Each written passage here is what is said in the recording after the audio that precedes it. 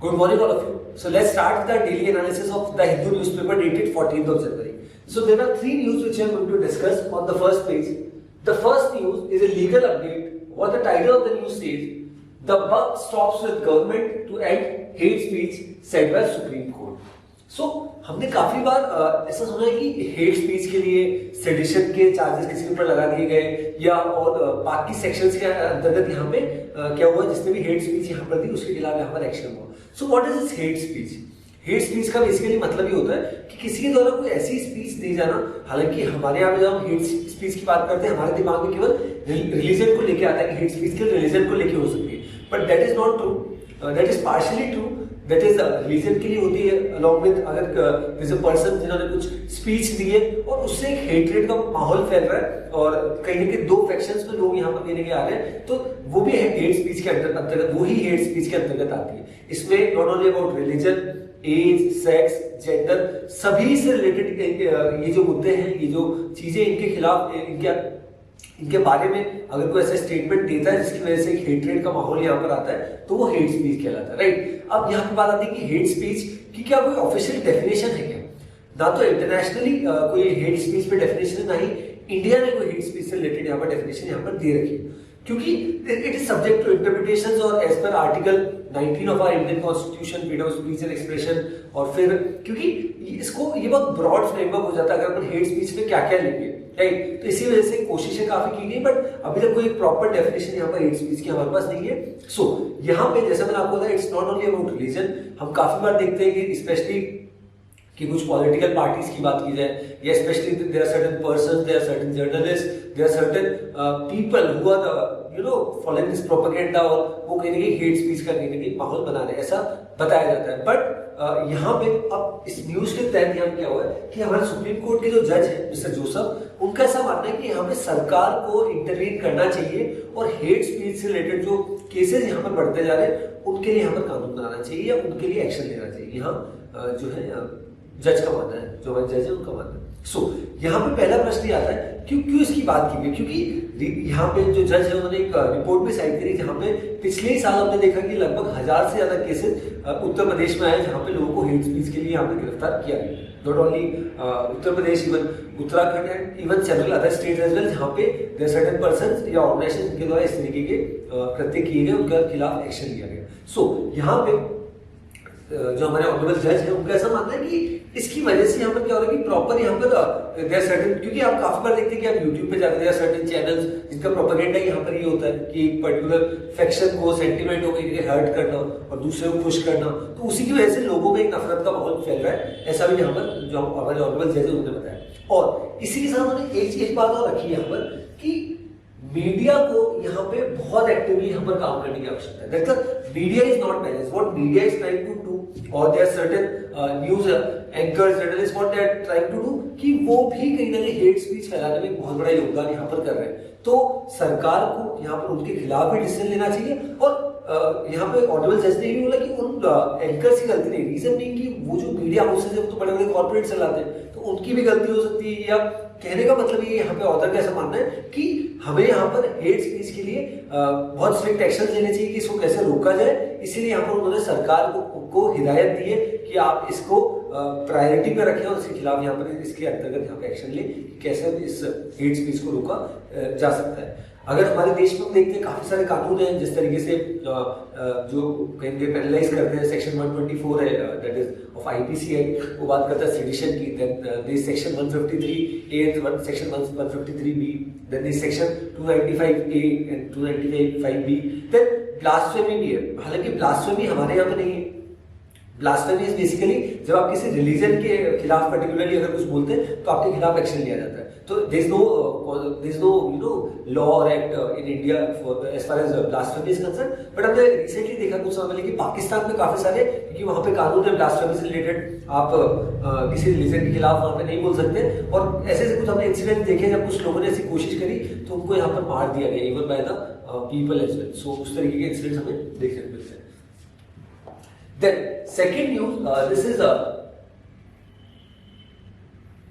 good news, that is rise in government capital capital spending pushes up investments by 53%. So यहाँ पे जो 3 quarters है, that is अप्रैल मई जून जुलाई अगस्त सितंबर अक्टूबर नवंबर दिसंबर 2022 के जो 3 क्वार्टर है, लगभग 9 महीने का समय, उसको जब हम कंपेयर करते हैं कंपेरेटिवली पिछले साल के 9 महीने में, तो इस बार हमने एक रिकॉर्ड यहाँ पर दर्ज किया इन टर्म्स ऑफ इन्वेस्टमेंट। इसमें सरकार का योगदान है, सेंट्रल गवर्नमेंट का, इसमें स्टेट गवर्नमेंट, प्राइवेट सेक्टर, सभी ने कलेक्टिवली यहाँ पर काम किया है। और उसी की वजह से कहीं ना कहीं हमारे जो, अगर हम बात करते हैं क्वार्टर फर्स्ट से क्वार्टर थर्ड फाइनेंशियल ईयर 2022 और 2023 में, तो गवर्नमेंट की स्पेंडिंग यहाँ पर बढ़ी है, सेंट्रल गवर्नमेंट की बढ़ी है, स्टेट गवर्नमेंट की बढ़ी है, उन सब के बारे में यहाँ पर बताया गया। सो दिस शो, इसका हमें फायदा क्या होगा? सबसे पहली चीज देखिए, किसी भी कंट्री को अगर डेवलप इनके और ज्यादा से डेवलपमेंट करना है तो इंफ्रास्ट्रक्चर बहुत बड़ा रोल प्ले करता है।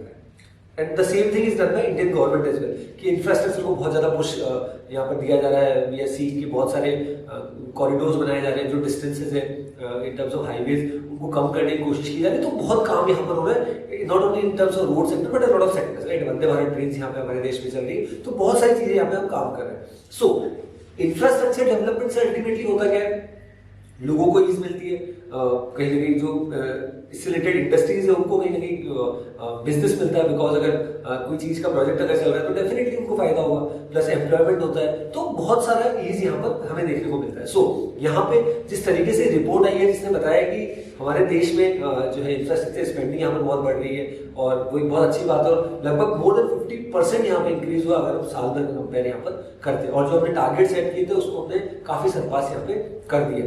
और यहाँ पे एक चीज और हमारे लिए जानने लायक बहुत इंपॉर्टेंट हो जाती है कि अगर इंफ्रास्ट्रक्चर की हम बात करते हैं तो इंफ्रास्ट्रक्चर में केवल गवर्नमेंट इंफ्रास्ट्रक्चर नहीं आता, यहाँ पे प्राइवेट इंफ्रास्ट्रक्चर का भी बहुत इंपॉर्टेंट रोल है, किस तरीके से प्राइवेट इंफ्रास्ट्रक्चर में भी यहाँ पे काम किया जाता है। तो उन सब के बारे में हमें बताया गया। और एक बहुत अच्छी न्यूज है हमारे लिए कि ऑन वन साइड जब हम देखते हैं lot of countries they are suffering from the crunch of foreign exchange reserves and there are certain issues in their country, और on the other hand if you talk about our country, हमारे देश में in terms of infrastructure spending बढ़ी है।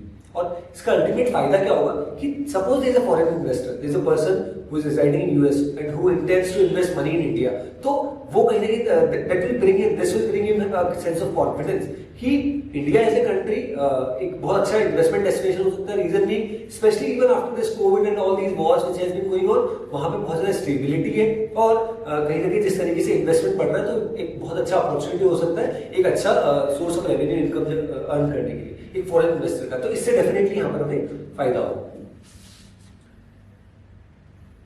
फिर अभी भी यहाँ पे क्या किया, इसरो ने एक रिपोर्ट यहाँ पर उसके ऑफिशियल वेबसाइट पे यहाँ पे लॉन्च करी, और उसको फिर से वापस हटा दिया गया इसरो के द्वारा। So what the title of the news says, Joshimath sank 5.4 centimetre in 12 days, says ISRO report. So यहाँ पे इसरो के द्वारा जो नेशनल रिमोट सेंसिंग सेंटर है, जो इसी का ही के अंतर्गत आता है, इसरो के अंदर ही, इंडियन स्पेस रिसर्च ऑर्गेनाइजेशन के अंतर्गत, उसने एक अपनी ऑफिशियल वेबसाइट पे ये चीज बताई कि जो जोशीमठ है उत्तराखंड, जहाँ पे हम देख रहे हैं काफी सारी जोशीमठ जो टाउन है उसकी काफी सारी बिल्डिंग्स में, काफी सारे रोड्स में क्रैक्स आ रहे हैं। तो उस रिपोर्ट में ऐसा है कि जोशीमठ जो है 5.4 सेंटीमीटर कहीं रह गया sank in last 12 days says by ISRO report. So जैसे कि रिपोर्ट आई तो हमने देखा काफी न्यूज चैनल्स पे, टीवी चैनल्स पे इसके बारे में बताया गया।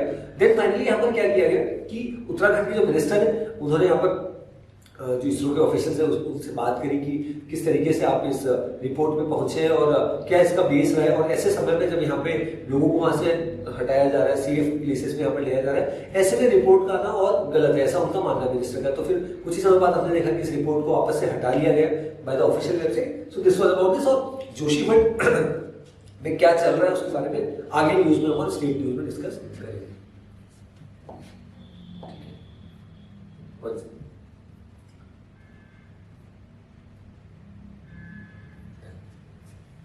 This you can skip, this is the city part. Then we move directly to the editorial part. Today we'll be discussing 2 editorials and 1 opinion. So the first editorial, what the title says, more than just an address. So यहाँ पे authors ने बात की है कि अभी recently जो political tussle हमने देखा between the Tamil Nadu government and mister R N. Ravi जो उनके गवर्नर है, जिस तरीके से उन्होंने यहाँ पर वॉकआउट किया। सो यहाँ पे क्या हुआ, उन्होंने स्टार्ट किया कि यूके में बेसिकली होता क्या, अगर हम कंपेयर करें यूनाइटेड किंगडम में, जैसे एक नई सरकार आती है तो सबसे पहले स्पीकर को चुना जाता है, फिर वहां के जो किंग होते हैं वो एड्रेस करते हैं, पहला सेशन उनका रहता है जिस तरीके से वो एड्रेस करते हैं हाउस ऑफ कॉमन्स को, तो उसके बारे में यहाँ पर बताया गया। सो यहाँ पे हमारे देश की अभी क्या स्थिति हुई है कि हमारे देश में, क्योंकि यहाँ पे ऑथर्स ने बोथ आर एडवोकेट्स, तो काफी सारे आर्टिकल्स बताए कि किस आर्टिकल के अंतर्गत यहाँ पे हमारे ऑनरेबल प्रेसिडेंट जो होता है फर्स्ट सेशन होता है उसको एड्रेस करते हैं। हम अभी देखेंगे बजट सेशन जैसे ही स्टार्ट होगा उसके पहले हमारे ऑनरेबल प्रेसिडेंट जो श्रीमती द्रौपदी मुर्मू यहाँ पे एड्रेस करेंगे। In the same way under which article जो हमारे स्टेट्स के गवर्नर होते हैं रेस्पेक्टिव गवर्नर्स, तो वो किस आर्टिकल के अंतर्गत यहाँ पे एड्रेस करते हैं, ये पूरा यहाँ पे इस एडिटोरियल में बताया गया। That is Article 87 of the Indian Constitution provides for president, ये यहाँ पर बताया गया है। आर्टिकल 176 गवर्नर को ये एम्पावर करता है, तो उन सब चीजों के बारे में, प्लस जो हमारे फर्स्ट जो प्राइम मिनिस्टर थे पंडित जवाहरलाल नेहरू जी, उनका क्या टेक था specially on the speech which has been presented by the president. So यहाँ पे ऑथर्स का ऐसा मानना है कि अभी तक ये ट्रेडिशन रहा है कि जो स्पीच ऑलरेडी यहाँ पर बना दी जाती है और उसी को यहाँ पर रिआइटरेट किया जाता है बाय द ऑनरेबल गवर्नर या ऑनरेबल प्रेसिडेंट। हालांकि हमने कुछ इंस्टांसेस देखे हैं जहां पे प्रेसिडेंट्स ने इवन गवर्नर्स ने इस तरीके के इंस्टांस से चेंज किया और ज्यादा यहाँ पर बढ़ चढ़ के अच्छी चीजें यहाँ पर बताई गई। बट यहाँ पे ऐसा क्या हुआ, जो हम तमिलनाडु की बात करते हैं, यहाँ पे ऑथर्स कैसा मानना है कि जिस तरीके से यहाँ पे आर.एन. रवि जी के खिलाफ यहाँ पर रेजोल्यूशन लाया गया, उन्होंने कुछ पेजेस स्किप किए, फिर देन अल्टीमेटली उनके द्वारा वॉकआउट किया गया from the state legislative assembly of Tamil Nadu, तो वो अपने आप में दर्शाता है कि वहाँ की स्टेट की जो स्थिति हुई है और स्पेशली जो पॉलिटिकल टसल यहाँ पर चल रहा है between the chief minister and mister M K Stalin and the honourable governor that is Shri R N. Ravi ji, तो उसी के बारे में यहाँ पर पूरा एडिटोरियल बताया गया ऑलरेडी कि जिस तरीके से ये पूरा ड्रामा पॉलिटिकल ड्रामा यहाँ पर चला वो कहीं ना कहीं दर्शाता है। क्योंकि ऑथर्स ने भी बताया कि पिछले कुछ समय में हमने जब ऐसा देखा कि कुछ स्टेट्स के गवर्नर्स ने जब ये ऐसी स्पीच दी तो उन्होंने बहुत एक जो ऑलरेडी यहाँ पर लिखा था उसी को यहाँ पर रिआइटरेट किया, और ऐसे ही हम मोस्टली सभी स्टेट्स में देखते हैं कि ऐसा ही कुछ देखने को मिलता है। बट जिस तरीके से कुछ जो अकम्पलिशमेंट है, अचीवमेंट्स है ऑफ द स्टेट गवर्नमेंट, उसको स्किप किया गया, द्रविडियन लीडर्स के बारे में जो उस पूरी स्पीच में था उसको स्किप किया गया, तो उन सब की वजह से नहीं एक गलत मैसेज यहाँ पर जा रहा है और उसी को सही करने की कोशिश यहाँ पे की जा रही है। That's what the author's talked about in this particular editorial. इसी के साथ साथ यहाँ पे जो गवर्नर का रोल हो सकता है कि क्या उनका काम होता है और एक तरीके से जो उनका इंपॉर्टेंस होता है उसको भी यहाँ पे ऑथर्स ने इस पर्टिकुलर एडिटोरियल में बताया। बट अल्टीमेटली यहाँ पर ऑथर्स ने बताया कि जो पॉलिटिकल टसल यहाँ पर दोनों के बीच में चला उससे एक अच्छा मैसेज यहाँ पे सभी देश में, समूचे देश में यहाँ पर नहीं गया। Then second is the second editorial which we'll be discussing. The title says, "Take a step to regulate deepfakes." So first of all we need to know what is deepfakes. Deepfakes का basically मतलब ये होता है कि आप कोई भी image हो गया, कोई भी वीडियो हो गया, उसमें आप कहीं के कुछ टेक्निकल ऑल्टरेशन करने के बाद क्या कर देते हैं, जैसे किसी की फोटो लगी है तो उस फोटो को आपने हटा दिया और किसी दूसरे पर्सन की यहाँ पर फोटो लगा दी। ये चीज हम स्पेशली जिस तरीके से हम सोशल मीडिया का यूसेज जिस तरीके से बढ़ रहा है तो हम काफी बार इन चीजों को देखते हैं कि suppose there is a president, जैसे एक स्पीच आई थी ऑफ मिस्टर जेलेंस्की जो यूक्रेन प्रेसिडेंट है कि उन्होंने बोल दिया कि हम हार चुके हैं और रशिया ने हम पे अटैक कर दिया और हमारी स्थिति यहाँ पर खराब है और पूरा उनको एनेक्स कर दिया। बट एक्चुअल में ये स्पीच जो है वो उनके द्वारा बोली नहीं गई थी। बट बेसिकली हुआ क्या था कि वो वीडियो किसी के द्वारा शूट किया गया था और उसमें उनका चेहरा यहाँ पर लगा दिया गया था।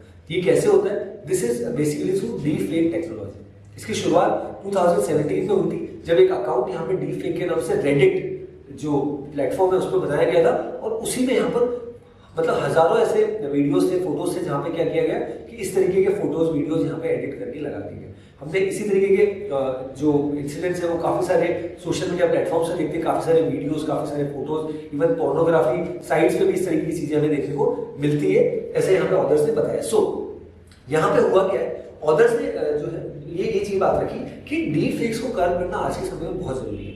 ये ना केवल नॉट ओनली इंडिविजुअल की जो आइडेंटिटी, पर्टिकुलर आइडेंटिटी उसको डिस्टॉर्ट करता है, बट इवन इलेक्शंस में और बहुत इंटरनेट कह सकते हैं कि बहुत सारे मुद्दे हैं जिसमें बहुत इंपॉर्टेंट रोल प्ले करता है। और तो उन सब चीजों को ध्यान में रखते हुए ऑथर्स का ऐसा मानना है कि डीप फेक्स के लिए यहाँ पे हमें हमारे देश में एक कानून, रोबस्ट मैकेनिज्म यहाँ पर कानून लाना चाहिए, उसको आईटी रूल्स के अंतर्गत यहाँ पे लेना चाहिए under ministry of information and technology. So अभी हमने देखा चाइना ने भी इससे रिलेटेड यहाँ पे कानून ले गया अपने देश में।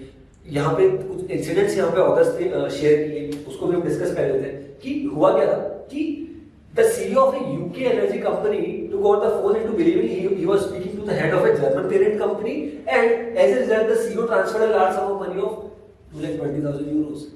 That means एक फेक कॉल आया, उनको ऐसा लगा कि जिस पार्टी के साथ वो डील करते हैं उनके साथ बातचीत हुई, उन्होंने इतना पैसा 2,20,000 euros यहाँ पे ट्रांसफर कर दिया, राइट। तो फोन टैपिंग यहाँ पे की जा सकती है, वॉइस मॉड्यूलेशन हो सकता है, फोटोज हटाई जा सकती है, वीडियोस में चेंज किया जा सकता है। तो इन सब चीजों को यहाँ पे जो है ऑथर्स ने बताया कि अपने आप में एक बहुत बड़ा कंसर्न है कि कैसे इस पे यहाँ पे हम काम करेंगे, और स्पेशली जिस तरीके से सोशल मीडिया यूसेज जैसा मैंने आपको बताया बढ़ता जा रहा है, आर्टिफिशियल इंटेलिजेंस में बहुत बड़ा रोल प्ले करती है।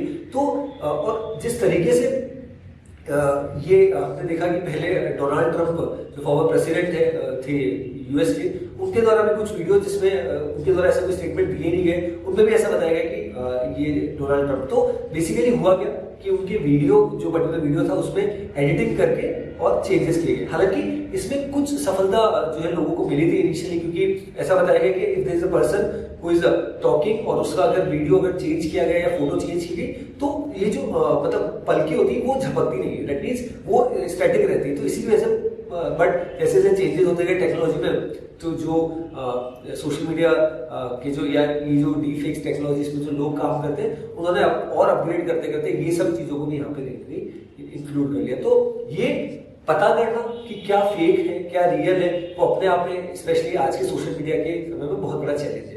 तो इसीलिए यहाँ पर ऑथर्स ने ये सजेशन दिया कि हमें यहाँ क्या करना चाहिए, इससे रिलेटेड प्रॉपर एक कानून लाना चाहिए, और जो लोग इसमें इन्वॉल्व है और गलत तरीके से यहाँ पे काम कर रहे हैं उनके ऊपर स्ट्रिक्ट एक्शन यहाँ पे लिया जाना चाहिए। अदरवाइज हम देख रहे हैं कि नॉट ओनली जैसा मैंने आपको बताया कि इंडिविजुअल की आइडेंटिटी उनकी गुडविल डिस्टॉर्ट करने में बहुत बड़ा रोल प्ले करता है, बट इवन जिस तरीके से काफी सारे देशों में इलेक्शंस भी इससे काफी तरीके से प्रभावित हो रहे हैं। क्योंकि अगर आपने कोई वीडियो देख लिया और आप उस पॉलिटिकल लीडर को सपोर्ट करते हैं या नहीं करते तो आपका एक अलग अवधारणा यहाँ पर बन जाती है। तो specially keeping in mind China और Pakistan as a big threat, तो हमें भी हमारे देश में डीफेक्स के लिए बहुत जल्दी यहाँ पे कानून, एक रॉबस्ट कानून यहाँ पे लाने की आवश्यकता है, ऐसा ऑथर्स के यहाँ पर मानते हैं।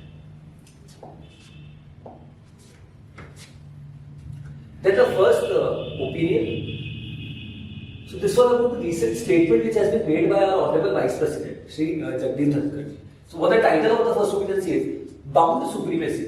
Parliamentary sovereignty isn't under by the basic structure of doctrine. So यहाँ पे ऑथर्स ने आर्टिकल 13 को यहाँ पर साइड किया और ये बताया कि जिस तरीके से रिसेंट में हमने देखा कि जब से honourable vice president Shri Jagdeep Dhankhar ji और इवन पहले भी यूनियन लॉ मिनिस्टर जो है हमारे किरण रिजिजू जी, उनके द्वारा इस तरीके के स्टेटमेंट्स आ रहे हैं कि जुडिशरी में जो अपॉइंटमेंट्स होता है, जिस तरीके से एनजीएसी को यहाँ पर उस समय के जो सुप्रीम कोर्ट के जो चीफ जस्टिस ऑफ इंडिया थे उन्होंने उसको रोक दिया, उसको कहीं वॉइड बता दिया। तो उसी तरीके से अभी यहाँ पर जिस तरीके से लोकसभा स्पीकर श्री ओम बिरला जी का स्टेटमेंट और वाइस प्रेसिडेंट जगदीप धनखड़ जी का स्टेटमेंट आता है और फिर से जो अपॉइंटमेंट्स यहाँ पर थ्रू कॉलेजियम सिस्टम किए जाते हैं, बिकॉज यहाँ पे जो अपॉइंटमेंट होते हैं जुडिशियल में that is not on the basis of merit, तो उनके बारे में यहाँ पर ऑथर्स ने बताया कि that is bound supremacy, parliamentary sovereignty is under by the basic structure doctrine. That means कि पार्लियामेंट में जो लोग जाते हैं वो रिप्रेजेंट करते हैं लोगों को, राइट, लोकसभा में, राज्यसभा में। तो आप उनके द्वारा जो कानून बनाए गए उनको आप जो जुडिशरी को गलत बता देता है, और जुडिशरी की अगर आप स्थिति देखें तो वहां जिस तरीके से एलिवेशन होता है उसमें बहुत बड़ा रोल इस तरीके का होता है कि वहां पे मेरिट बेसिस पे नहीं एलिवेशन होता है, merit on the basis of recommendation होता है। तो यहाँ पे केशवानंद भारती केस के बारे में यहाँ पर पूरा बनाया गया और जो एसजीएसी 2014 में लाया गया था जुडिशियल अपॉइंटमेंट कमीशन, उसकी बात की गई, और अभी जो रिसेंट रिमार्क्स यहाँ पे जो जगदीप धनखड़ जी के द्वारा दी गई उनको यहाँ पर ऑथर्स ने बताया। Okay,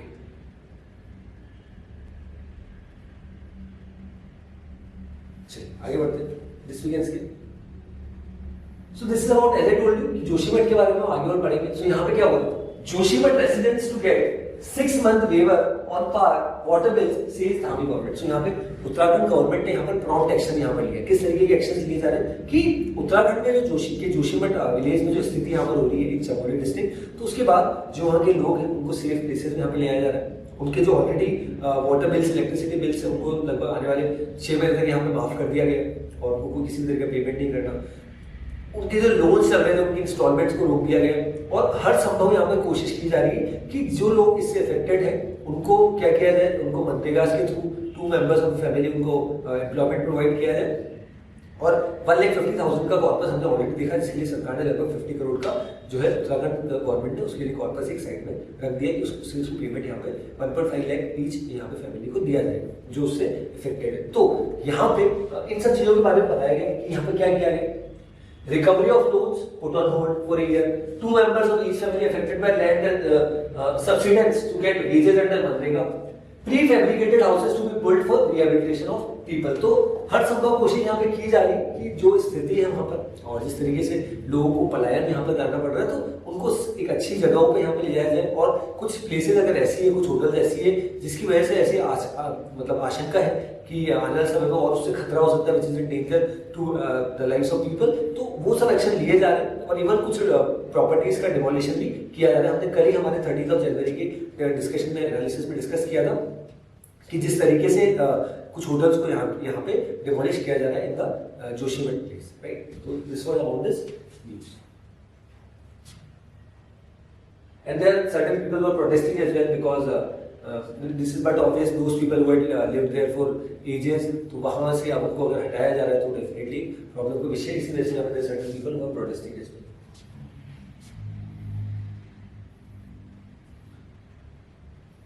Okay, this is very important from our examination point of view. You might see a question, right? So what the title says, Modi flags off world's longest river cruise from Varanasi to Dibrugarh in Assam. So यहाँ पे देखिए हमने आज first page पे discuss किया कि किस तरीके से इंफ्रास्ट्रक्चर डेवलपमेंट में जो अभी की मोदी गवर्नमेंट ने बहुत अच्छे से यहाँ पर काम करी और थ्रू रिपोर्ट्स भी हमने यहाँ पर देखा।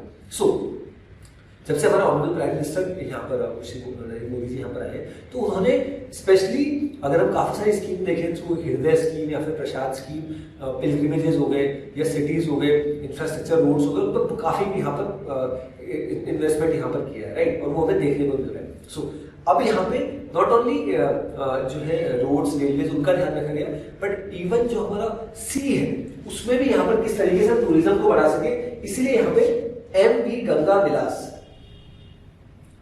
जो कि वर्ल्ड की सबसे बड़ी यहाँ पर क्रूज है, लॉन्गेस्ट रिवर क्रूज, और जो डिस्टेंस लगभग 3200 किलोमीटर का यहाँ पर कवर करेगी और लगभग अराउंड 51 डेज का समय लगेगा। इससे क्या होगा, जो फॉरेन टूरिज्म बहुत ज्यादा यहाँ पर बढ़ेगा। लगभग 51 डेज तक 5 स्टेट्स में ये उत्तर प्रदेश वाराणसी से स्टार्ट होकर डिब्रूगढ़ आसाम में, उसके बीच में Bihar, Jharkhand, West Bengal, then finally Assam, और काफी सारे बॉर्डर जो है सी बॉर्डर हम बांग्लादेश का भी देख पाएंगे। सो ये सब के लिए यहाँ पर काम हो रहा है और उसको यहाँ पर फाइनली फ्लैग ऑफ कर दिया गया बाय ऑनरेबल प्राइम मिनिस्टर। हालांकि एक वर्चुअल इनॉग्रेशन था, पहले बताया जा रहा था कि वो खुद वाराणसी जाएंगे, जो उनका संसदीय क्षेत्र भी है, Lok Sabha member of parliament Shri Narendra Modi ji Varanasi Uttar Pradesh से ही। तो ये अपने आप में दर्शाता है कि किस तरीके से 3200 किलोमीटर का एक स्ट्रेच है और इससे डेफिनेटली हमारा जो टूरिज्म सेक्टर है वो बहुत कहीं ना कहीं प्रमोट होगा और इससे हमारी इंडियन जो संस्कृति है, हेरिटेज है, उसको हम कहीं ना कहीं थ्रू दिस पर्टिकुलर थिंग हम बता पाएंगे लोगों को। और जैसा मैंने आपको बताया, केवल पिलग्रिमेज के लिए या काफी सारी वर्ल्ड हेरिटेज साइट्स जो है, यूनेस्को वर्ल्ड हेरिटेज साइट जो हमारे देश में, उनको भी बताया जाएगा। जो वाइल्ड लाइफ सेंचुरीज है, काजीरंगा वाइल्ड लाइफ सेंचुरी, उसके बारे में वहां, तो कहने का मतलब ये जो पूरे 51 डेज का प्लान है, इसमें इंडियन संस्कृति को बहुत अच्छे से यहाँ पे दर्शाया जाएगा और ये अपने आप में MV गंगा विलास ये बहुत इंपॉर्टेंट हो सकता है हमारे एग्जामिनेशन पॉइंट ऑफ व्यू से, जो मैंने आपको ऑलरेडी यहाँ पर बताया। Okay, all these three things have been mentioned. That is, this cruise will put Indian tourism destination on the global map. Global map says Honorable Prime Minister launching the 3-deck vessel MV Ganga Vilas that is set to cover a distance of 3200 km in just 51 days. This is the photograph as well.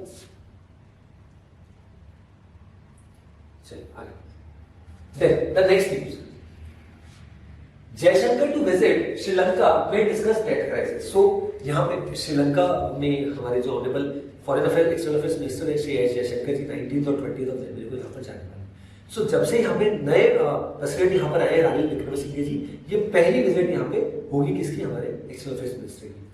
Sri Lanka की बात देखिए तो श्रीलंका में एक समय देखा था कि श्रीलंका की इकोनॉमिक सिचुएशन बहुत खराब थी, राइट। तो उसमें यहाँ पर चाइना से हेल्प मिली, उनके जो प्राइम मिनिस्टर थे, प्रेसिडेंट थे राजापक्सा, महिंदा राजापक्सा, गोटाबाया राजापक्सा, उनको फाइनली अपनी पोस्ट छोड़नी पड़ी और अब नए prime minister Dinesh Gunawardena prime minister है और यहाँ पे नए प्रेसिडेंट भी यहाँ पर है। तो नए प्रेसिडेंट जब से यहाँ पर आए तो ये पहला यहाँ पर एक्सटर्नल विजिट यहाँ पे हमारे जो एक्सटर्नल अफेयर्स मिनिस्टर है एस जयशंकर जी का यहाँ पे होगा, और ये 2 दिन की विजिट होगी जहाँ पे कोलंबो में जो लीडर्स है उनसे यहाँ पे बातचीत करेंगे, और जो फॉरेन मिनिस्टर है श्रीलंका के उनसे बातचीत करेंगे, बिकॉज श्रीलंका हमारे लिए बहुत इंपॉर्टेंट है, राइट, स्ट्रेटेजिकली भी, और जिस तरीके से चाइनीज इन्फ्लुएंस वहाँ पे बहुत है, तो क्योंकि चाइना ने भी बहुत ज़्यादा यहाँ पर श्रीलंका को लोन दे रखा है, और चाइना का बेसिकली फंडा क्या है कि किसी भी देश को डेट ट्रैप में फंसाना, उसी वैसी सिचुएशन यहाँ पे हमें देखने को मिली श्रीलंका के साथ भी। तो ऐसे में यहाँ पर, और इंडिया ने भी हर संभव मदद करी, जिस तरीके से India in terms of food grain यहाँ पे, medical supplies, and even in terms of providing loan, ये सब तरीके का फायदा हमारे देश, हमारी जो सरकार इंडियन गवर्नमेंट उन्हें ये सब पहुंचाने की कोशिश करी। बट स्टिल ये विजिट ये बहुत इंपॉर्टेंट होने वाली, स्पेशली कीपिंग इन माइंड कि हमारे देश के साथ श्रीलंका के रिलेशन काफी अच्छे थे, बट पिछले कुछ समय से श्रीलंका बहुत ज्यादा हमारे देश पे अटैकिंग मूव्स यहाँ पर कर रहा था, बिकॉज वो चाइना से बहुत ज्यादा पैसा यहाँ पर ले रहा था, राइट। तो अब यहाँ पे सिचुएशन जिस तरीके से, नई सरकार यहाँ पर है, तो अब हमारे रिलेशन और बेटर होते जा रहे हैं, और अब यहाँ पे visit that is going to be great precious of our external affairs minister S Jaishankar. ठीक है, चलिए आगे। There is the world section this news.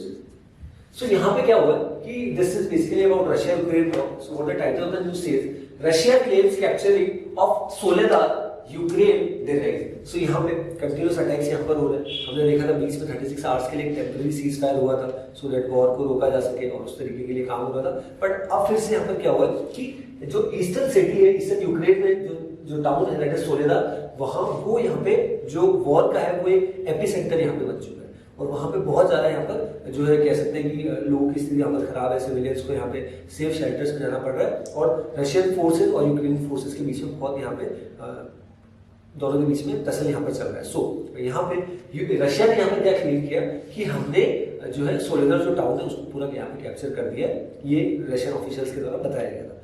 But आप अगर देखें कि जब से ये वॉर यहाँ पे स्टार्ट हुई तो जून जुलाई इनिशियल फेज में हमने देखा था कि जो कीव सिटी है, लीव सिटी है, डोनेट्स्क है, तो उनको बहुत अच्छे से काफी सारी चीजें यहाँ पे कैप्चर कर ली थी रशियन फोर्सेज ने, और हम स्पेशली जून जुलाई 2022 में काफी सारे ऐसे स्टेटमेंट देखते थे कि ये सिटी 80% कैप्चर कर ली, ये सिटी 100% कैप्चर कर ली of Ukraine by the Russian forces. तो पिछले कुछ समय से 6 से 7 महीने से हमने इस तरीके के स्टेटमेंट नहीं देखे, क्योंकि यूक्रेन को जिस तरीके से यूएस के द्वारा, यूरोपियन फोर्सेस के द्वारा, कंट्रीज के द्वारा जो सपोर्ट मिल रहा है, उसकी वजह से they are able to, Ukraine is able to retaliate, and that's what they are doing for the months.